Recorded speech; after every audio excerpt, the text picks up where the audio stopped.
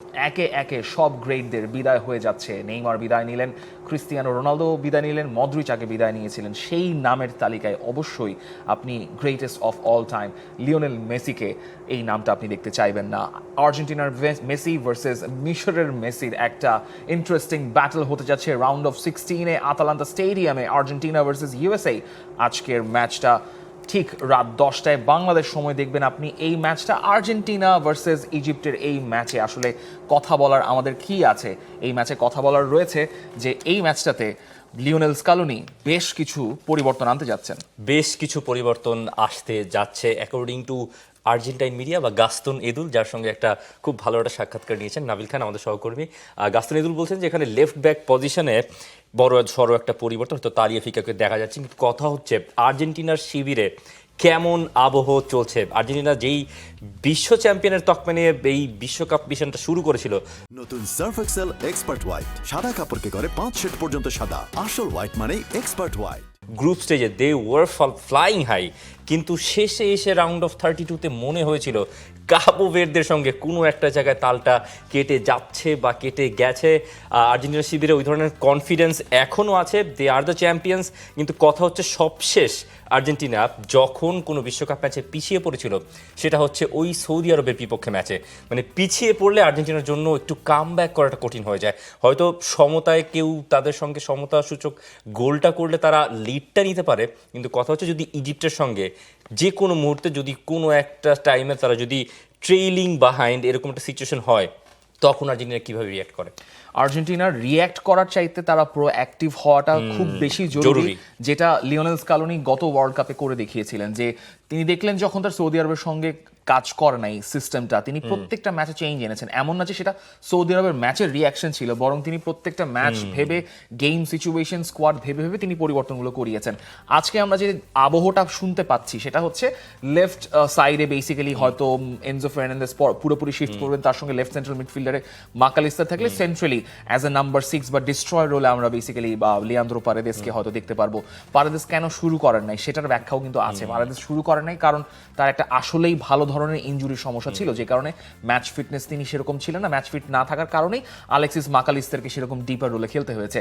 Alexis মাকালিস্তার ডিপার রোলে খেলে কোনো সমস্যা নেই, সমস্যাটা হচ্ছে যখন আপনি কাউন্টার অ্যাটাকে পড়ে যাচ্ছেন, তখন রিয়াকশনের ক্ষেত্রে আপনাকে একটু ওই জায়গায় কিছুটা ল্যাপস হচ্ছে, যেহেতু আপনার ব্যাকলাইনটা is very late to react. তো আপনার ওখানে এমন একজন রোলের প্লেয়ার দরকার যিনি পুরো জিনিসটাকে সিঙ্ক্রোনাইজ করে জিনিসটাকে সাজিয়ে রাখবেন এবং রেস্ট ডিফেন্সটাকে একটা প্রপার ব্যাকআপ দেবেন, যেটা Leandro Paredes is one of that name. এখন রদ্রিগো দি পল একটু অ্যাডভান্স রোলে তিনি বেটার পারফর্ম করছেন, লিওনেল মেসির ফ্ল্যাঙ্কটাকে তিনি সুরক্ষিত রাখছেন। দ্যাটস ওয়াই পারেদেস হচ্ছে আপনার ওই ডিফেন্সের আগের সিকিউরিটিটা, যেন কোনো ধরনের কাউন্টার সিচুয়েশনে আর্জেন্টিনা বিপদে না পড়ে বা বল লুজ করলে যেন বিপদে না পড়ে। এবং একই সঙ্গে একটা কনসার্ন তাও থেকে যায় যে আপনার ওয়াইড চ্যানেলের ডেপথ কিন্তু একদমই থাকছে না। আলটিমেটলি আর্জেন্টিনা খুবই ন্যারো বিল্ড আপ করতে পছন্দ করে, ন্যারোলি তারা ব্লক ভাঙতে পছন্দ করে।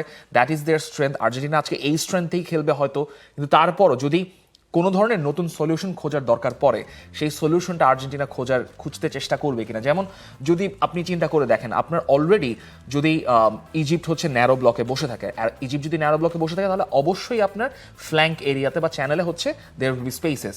সেই জায়গায় কোনো ফুল ব্যাক কিংবা কোনো ওয়াইড মিডফিল্ডার সেখানে যাবেন কিনা, কোনো থার্ড ম্যান রান মেক করবেন কিনা, বা সেইখানে আসলে লিওনেল মেসিকে বাইপাস করে কোনো পাস দেওয়া হবে কিনা, সেটা আর্জেন্টিনা একটু দেখতে চাইবে। দেখুন, এই ব্যাটেলটাকে আপনি ম্যানচেস্টার সিটির সেকেন্ড স্ট্রাইকার ডার্বিও বলতে পারেন। মানে উলিয়ান আলভারেজ যিনি ক্লাব ছাড়লেন, ওই উলিয়ান আলভারেজের বদলে এই উমার মারমুশকে দলে নেওয়া হয়েছিল, গার্দিওলা নিয়েছিলেন। এই দুইজনই যতটুকু আশা বা প্রত্যাশা ছিল তাদের উপরে, ততটুকু তারা ডেলিভার করতে পারছেন না। লিওনেল মেসি কেন্দ্রিক হয়ে যাচ্ছে কিনা আর্জেন্টিনা টিম, সেটা একটা বড় প্রশ্ন। প্লাস আর্জেন্টিনার ডিফেন্স লাইন নিয়ে খুব একটা শঙ্কা আমার মনে হয় না আমি দেখছি।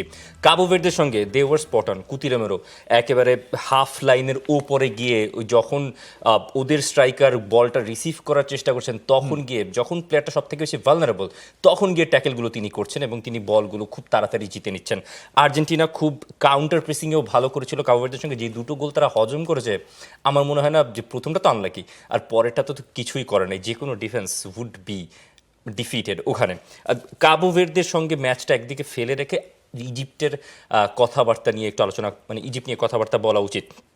ইজিপ্টকে মনে হচ্ছে আমার কাছে একটা সেকেন্ড মরক্কো। অ্যাটলাস লায়ন্সের একটা ছোটোখাটো version. Esham Ashour, what a performance that was. মনে হচ্ছে তিনি কনফিডেন্সের জোয়ারে ভাসছেন।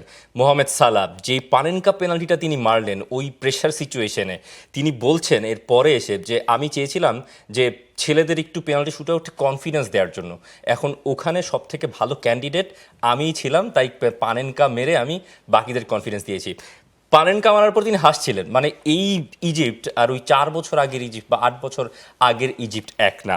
হোসাম হাসানের সঙ্গে এই দলটা অনেকদিন ধরে আছে এবং যারা আছেন জিকো বলেন, ওমর মারমুশ হয়তো পারফর্ম করতে পারছেন না, কিন্তু কখনো কখনো গেরোটা খুলতে পারে এরকম বিগ ম্যাচে।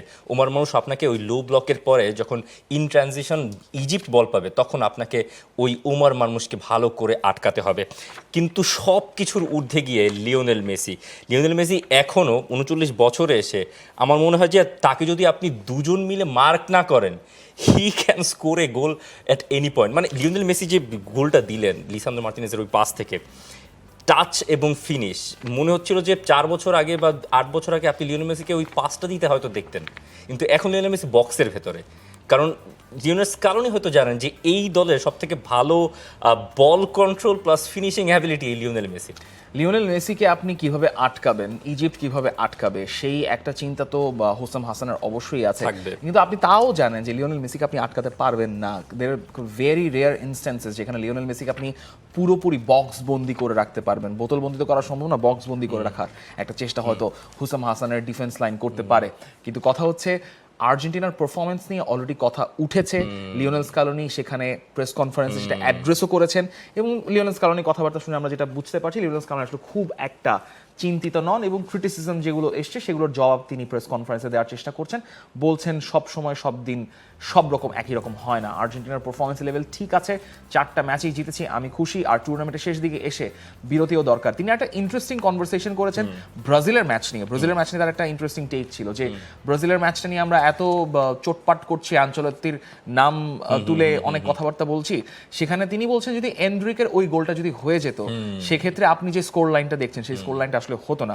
So it's a game of a margin. আপনার জাস্ট ওই গোলটা হলে নরওয়ের ম্যাচের মোমেন্টাম এরকম থাকে না এবং আপনি ম্যাচটা নিয়ে অন্যভাবে কথা বলতেন, আর আঞ্চেলত্তি নিয়ে অন্যভাবে কথা বলতেন, এন্ড্রিককে নিয়ে অন্যভাবে কথা বলতেন, বা পুরো ব্রাজিল টিমটাকে নিয়ে অন্যভাবে কথা বলতেন। So it gives you a point যে আমরা অডিয়েন্স, আমরা যে ফুটবল অবজারভার রয়েছি from a journalistic point of view, এবং যারা ফুটবলটা খেলেন এবং সেখানে যারা ফুটবলটাকে ম্যানেজ করেন, তাদের point of view is totally different. তারা যে ইনস্ট্রাকশনগুলো দেন সেগুলো আমাদের জানার কোনো মানে সম্ভাবনাই নাই, কিন্তু তারা যেই ট্যাকটিক্যাল সমস্যার সমাধানগুলোর চেষ্টা করার যেটা আর্জেন্টিনা করার চেষ্টা করেছে, সেটা খুবই প্রত্যক্ষ করা গেছে যে Argentina were struggling to contain Cabo Verde. যখন তারা বের হয়ে আসছিল তাদের বক্স থেকে বা তারা কাউন্টার প্রেস করে they were trying to create chances, আজকে ইজিপ্টকে সেই সুযোগটা হয়তো দেওয়া হবে না, বরং আর্জেন্টিনা আরেকটু অ্যাগ্রেসিভলি নিজের পায়ে বল রেখে খেলার চেষ্টা করবে।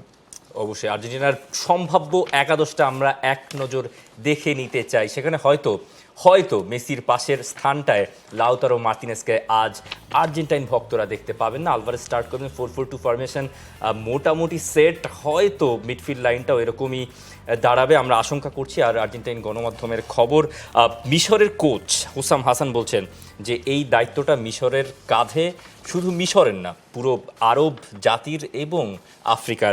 আমরা বিশ্ব চ্যাম্পিয়নদের সঙ্গে খেলবো, ইতিহাসের সেরা একজনও ওদের দলে। মিশর কাউকে ভয় পায় না, স্বদেশ আরব দেশ আর গোটা আফ্রিকাকে প্রতিনিধিত্ব করছি আমরা। Hossam Hassan what a man. এবং তিনি যে ওই ম্যাচে যে প্যালেস্টাইনের ফ্ল্যাগটা নিয়ে সেলিব্রেট করেছিলেন সেটারও একটা ব্যাখ্যা দিয়েছেন যে প্যালেস্টাইনকে যারা ভালোবাসে না তারা হয়তো মানুষই না। ইজিপ্ট এই রিগরটা আর্জেন্টিনার এগেনস্টে ধরে রাখতে চাইবে এবং মোহাম্মদ সালার জন্য একটা স্টেটমেন্ট ক্রিয়েট করা সবচেয়ে বড় মঞ্চ সম্ভবত এই ম্যাচটাই। আপনি ইন্টারন্যাশনাল সার্কিটে আফ্রিকান মেসি হিসেবে তকমা দিয়েছেন, ইজিপশিয়ান মেসি হিসেবে তকমা দিয়েছেন। মোহাম্মদ সালাহ বলেছেন যে এটা তার শেষ ওয়ার্ল্ড কাপ এবং তিনি শেষ করতে চান লিওনেল মেসির সাথে। মনে বড় কোইন্সিডেন্স, কিন্তু আলটিমেটলি আপনার আজকে একজনকে বিদায় বলতে হবে, একজন নাম্বার 10-কে, সেটা একটা হৃদয় বিদারক মোমেন্ট হয়ে থাকবে। তবে সেটা হয়তো লিওনেল মেসি হলে হৃদয় বিদারক দৃশ্যটা খুব বেশি যন্ত্রণার হয়ে যাবে, সেটা হয়তো আর্জেন্টিনা হতে নাও দিতে পারে। আমরা অলরেডি ব্রাজিলের বিদায়টা দেখেছি, মানুষজন বৃষ্টিতে ভিজে চোখের পানি ফেলতে ফেলতে কাঁদতে কাঁদতে নেইমারদেরকে বিদায় দিয়েছেন। এই রকম বিদায়টা যদি আর্জেন্টিনাকে দিতে হয়, সেটা আসলে বলতে হয় বাংলাদেশের জন্য বিশ্বকাপ মোটামুটি 90% শেষ হয়ে যাবে, বাকি 10 ভাগ বাকি আমার মনে হয় এটা fan রা তাড়াতাড়ি রয়েছেন। বিদায় হবে। প্রেডিকশন প্রেডিকশনটা পর্বে আমরা একটু পরে যাই, আমরা একটু আলভারেজকে নিয়ে কথা বলতে চাই, কারণ হুলিয়ান আলভারেজ সম্ভবত তার ওয়ার্ল্ড কাপে আসার পর, যেহেতু আপনি তাকে এক্সপেক্ট করছিলেন যে তাকে একাদশে দেখা যাবে, তাকে যদি একাদশে দেখতে পান নাই, লাউতারো মার্টিনেজকে শুরু করেছিলেন, তার মানে দুটো ব্যাপার হতে পারে, যে আলভারেজের পারফরমেন্সে বা আলভারেজের ট্রেনিং এর উপর লিওনেল স্কালোনি হয় সন্তুষ্ট না, বা হয়তো তার একটা ফিটনেস প্রবলেম হয়তো আছে। কিন্তু স্কালোনির ব্যাপারটা এটাই যে প্রশংসাযোগ্য যে তিনি কোনোটাই আসলে আমাদেরকে ভাবতে দেন নাই ইন আ সেন্স যে আমরা আসলে কোনটাই জানি না যে আসলে কোনটা হয়েছে। সো লাউতারো মার্টিনেজকে শুরু করানো হয়েছে, লাউতারো মার্টিনেজ একটা ম্যাচে প্রভাব রেখেছেন, ডিফেন্স লাইনকে টেনে এনেছিলেন, কিন্তু আসলে ডিসাইসিভ কিছু করতে পারছেন না আলটিমেটলি আর্জেন্টিনার জন্য। গোল খরা কেটেছে ওই পেনাল্টি শুট আউট থেকে, পেনাল্টি থেকে গোল করেছেন, কিন্তু আলভারেজ যে ডিফেন্সিভ ওয়ার্ক রেটটা অ্যাড করেন লিওনেল মেসির সাথে এবং লিওনেল মেসিকে ফ্যাসিলিটেট করার জন্য, সেটা প্রবলি আর্জেন্টিনা দল আর কেউ পারে না। আচ্ছা, এই আর্জেন্টিনার মিডফিল্ড নিয়ে একটু প্রশ্ন আছে। ধরেন একটা সেট সিডিএম বা সেন্ট্রাল ডিফেন্ডিং মিডফিল্ডার এই দলে এখন পর্যন্ত দেখা যায়নি। মাকালিস্তার ছিলেন মাঝখানে, এর আগের বিশ্বকাপে এনজো ফার্নান্দেজ ওই রোলটা প্লে করেছেন, একেবারে নাম্বার 6 এর রোলটা। He could dribble, he could go forward, take some shots, কিন্তু ওই এনজো আর আগের এনজো নাই 2022 অ্যাবসলিউট না। কিন্তু কথা হচ্ছে এই মিডফিল্ডে পারেদেসের ইনক্লুশনটা কিভাবে আসলে হেল্প করবে? পারেদেসের কথা যেটা বললাম, যে পারেদেস হচ্ছে আপনাকে ডিফেন্সিভ ওই সিকিউরিটিটা দিবেন, যে তিনি তো নর্মালি বসে থাকেন অ্যাজ এ নাম্বার 6 এবং খুব একটা ফরওয়ার্ড করেন না। পারেদেস আসার কারণে মাকালিস্তার এবং এনজো ফার্নান্দেজ দুজনেই একটু অ্যাডভান্স রোলে খেলতে পারবেন, এবং এনজো ফার্নান্দেজ লেফটে ওয়াইড সিকিউরিটিটা তিনি যেমন মেনটেন করতে পারবেন, এবং তিনি তো আসলে চেলসি তো একটা অ্যাডভান্স রোলে খেলেছেন as a number 8 forwarding number 10। So সেই ধরনের ফিটনেসটা তিনি অ্যাড করতে পারবেন ফাইনালি, যেটা তার থেকে আসলে খুব একটা আসছিল না এই কয়েকটা ম্যাচে। মাকালিস্তার ফর্মটা নিয়ে অনেক ধরনের কথাবার্তা হয়েছে, এবং ওই রোলটাতে মাকালিস্তার খেলে খুব যে একটা নিজেকে খুঁজে পাচ্ছিলেন তাও না। এই পারেদেস আসার কারণে ফাইনালি মনে হচ্ছে যে তিনি ফাইনালি একটু নিজেকে ফ্লারিশ করতে পারবেন বলে মনে হচ্ছে। এখন আমরা হয়তো প্রেডিকশন নিয়ে কথা বলতে পারি। তৌসিফ হাসান, আপনার প্রেডিকশনটা বলুন। আমার prediction Argentina will win, Argentina should win 3-1 Argentina. আমি এখানে বলতে চাই 3-0। এইটা চ্যালেঞ্জ দিয়ে যে আর্জেন্টিনার একটা ক্লিন শিট রাখা খুব জরুরি, because when you grow into the tournament আপনার জন্য ক্লিন শিট রাখাটা ইজ ম্যান্ডেটরি। আর্জেন্টিনা গতবারের মতো ওই যে নেদারল্যান্ডসের সঙ্গে 2 গোল মানে এগিয়ে থেকে 2 গোল খেয়ে যাওয়া, ফ্রান্সের সঙ্গে একই সিচুয়েশনে পড়ার মতো অবস্থা থাকতে চাইবে না। 3-0 ইজ মাই স্কোর লাইন। আপনার প্রেডিকশনটা জানিয়ে দিতে পারেন যারা পরবর্তীতে ডিজিটালে এই কন্টেন্টটা দেখবেন, এই পার্সপেক্টিভটা দেখবেন।